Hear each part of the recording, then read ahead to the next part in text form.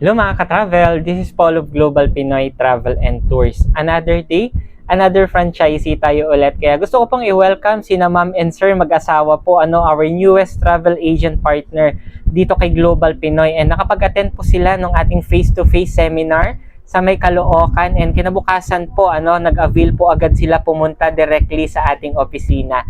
Kaya welcome po to our Global Pinoy family, mga Ma'am and Sir. And sa mga viewers natin, kung gusto mo ding mag-start ng ganitong type of business, travel and tours, you can attend our free webinar. Doon po i-discuss lahat, kaya message lang ako directly. With that, God bless po sa ating lahat.